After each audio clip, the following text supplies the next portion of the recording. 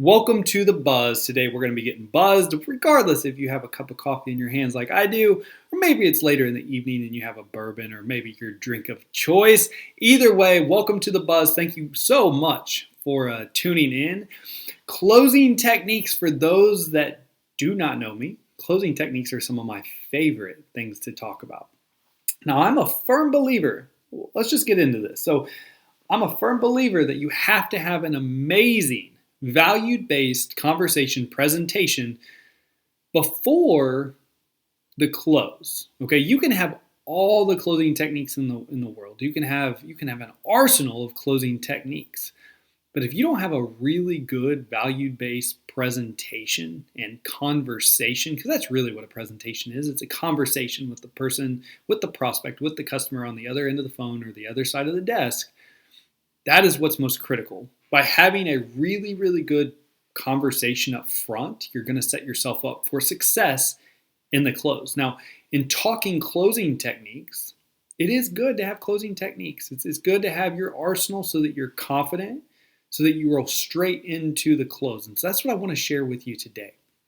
Before I get into closing techniques, I have a few questions for you. So, number one, do you feel like you're a strong closer? Or do you feel like your closing ratio could increase? Do you feel like you're confident when you're asking folks for their payment information or what you need to close? Do you feel like the transition, like you're 100%, you know when you get done presenting the price, what to say to get people's payment information? If you don't today, and even if you do, today is going to be really, really beneficial for you. So the first closing technique I want to start off with, this is what is called the ascending close, otherwise known as the bobblehead close.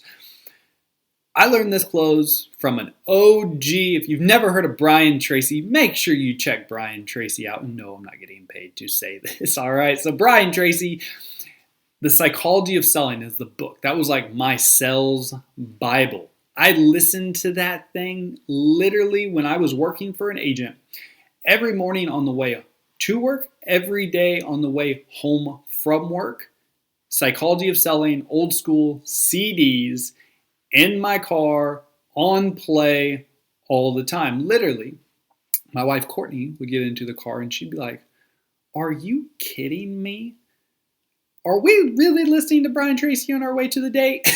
No, we can turn it off, but that's what was going on because you always have to be learning. So if you've never checked out The Psychology of Selling by Brian Tracy, check it out. It's a great book. The feedback I get is it's a little slow, but lots of really good information in there. But that takes me into the ascending close, the bobblehead close. What the ascending close or the bobblehead close is it is going to be where you're asking confirmation questions throughout the conversation, throughout the presentation, getting your customer to say yes, creating that yes momentum, getting them to say yes as many times as possible so that when you do get to the close and you're asking for payment information, they're already used to saying yes. They're like, yeah, here we go, let's get this started. So, some example confirmation questions. Let's get into this real fast. So, confirmation questions. And number one, the challenge I would have for you right now is number one, if you don't have a pen and paper out, get out a pen and paper or use technology, get out notes on your phone and start making some notes. The ascending close, bobblehead close is where you're going to implement confirmation questions in your conversation before you ever start asking for money. So let's pretend like you have a value-based sales conversation where you educate the consumer on their liability limits you are giving them. Then you're going to follow it up with a question like, Mr. or Mrs. Customer, would you agree this increase in coverage makes sense for your situation? Yes, of course it does. So you're going for a yes. Does that make sense? Mr. or Mrs. Customer, would you agree that the coverages I'm proposing to you today are a better fit for your situation compared to what you currently have? Again, going for the yes. And so what I would encourage you right now, regardless if it's an auto conversation, fire conversation, life conversation, health conversation, come up with 5 confirmation questions You can ask in any conversation to get the prospect saying yes on the other. Yes, that makes sense. Yes, that's more coverage. Yes, I love what you're doing for me. Yes, I need that additional policy. Yes, I wish my old agent would have thought of that. You need them to get to say yes, creating that yes momentum, that yes movement, okay? So that is the first close. And I will preface this with, guys, look, there are no magic bullets. There is no secret sauce to this. You have to implement what you're learning, okay? And then it's about consistency. You have to practice so that you're confident. So the first time you ask this, it just rolls off your tongue. I'm going to encourage you. Out of anything you hear today that you like, I hope you like all three of them. But whatever ones you like and you want to implement in your daily practice, your daily conversations, you need to write these out. You need to make them your own. You need to practice them with your peers, and then you need to implement them into an actual conversation, because without implementation, they're still just really good ideas. Okay? So without action, this is all meaningless. Let's get into the second one. The assumption close. The assumption close, just like it sounds, this is where you assume the sell.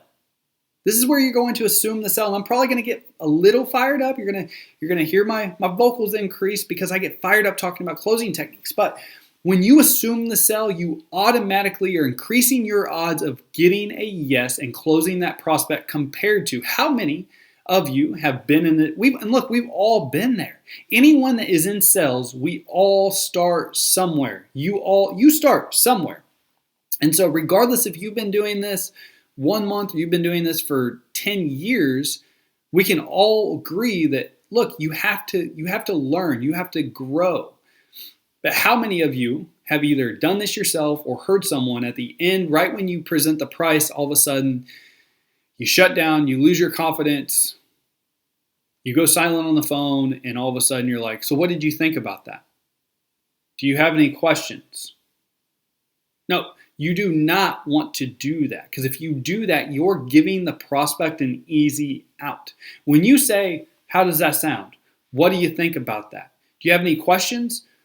What are 99% of customers going to say? They're going to say, sounds good, but I need some time to think about it. Sounds good. Hey, can you email those over? Sounds good, but I need to go get some more quotes. So without even giving them an opportunity to give you the first initial objection, we need to be asking, and you need to be asking, for payment information. So when you get to the close and you present, let's keep this simple. Hey, for everything we talked about today, Mr. and Mrs. Customer, it's going to be $250 a month. How do you typically like to pay for that? In which they say monthly. Great. What day of the month does it automatically come out of your account? Let's just say they say today's date. All right, whatever the day's date is, let's pretend like it's the 7th. Perfect, Mr. or Mrs. Customer. Let's go ahead and get this started for you today. We can take the first payment today, and every other payment after this will pull whatever day of the month you want. For example, the 7th. Do you want to put that on a credit card, debit card, or writing an account number? So that is one way to assume the sell. Do you see what I did there? I didn't pause. I didn't hesitate. I didn't ask what's on their mind. No. Hey, Mr. and Mrs. Customer, for $250 a month. Bam, let's get this going.